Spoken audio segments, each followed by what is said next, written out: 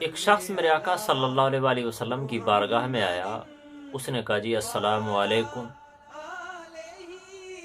تو میرے آقا صلی اللہ علیہ وسلم نے اس کے سلام کا جواب دیا اور وہ بیٹھ گیا.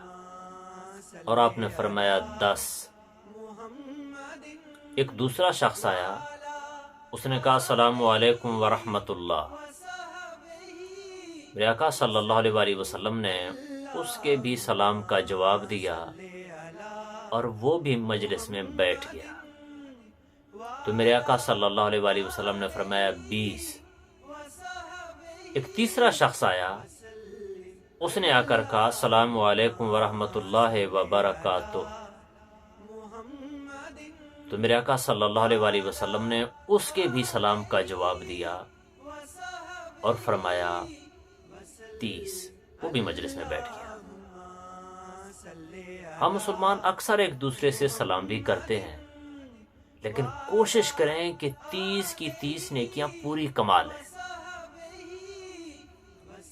2 کلموں کا اگر اضافہ کریں گے تو محض زبان کو تھوڑی سی حرکت دیں گے، اللہ کی بارگاہ میں 20 نیکیوں کا ثواب ہمارے نامہ اعمال میں داخل ہوگا.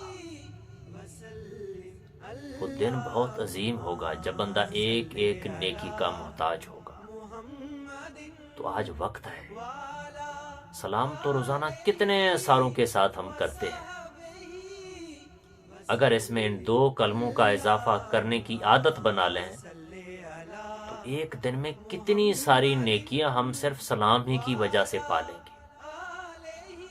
تو اس لیے غنیمت سمجھیں میری اس بات کو اور میرے آقا صلی اللہ علیہ وسلم کے اس پیغام کو کہ آج کے بعد جب کسی کے ساتھ سلام لینا ہے تو پورا لینا ہے.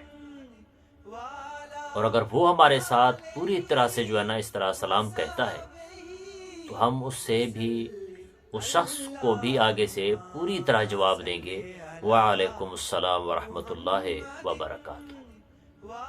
تو اس چھوٹے سے پیغام کو آپ نے یاد بھی رکھنا ہے اور آگے دوستوں کو پہنچانا بھی ہے. صلی علی محمد وعلی آلہ وصحبہ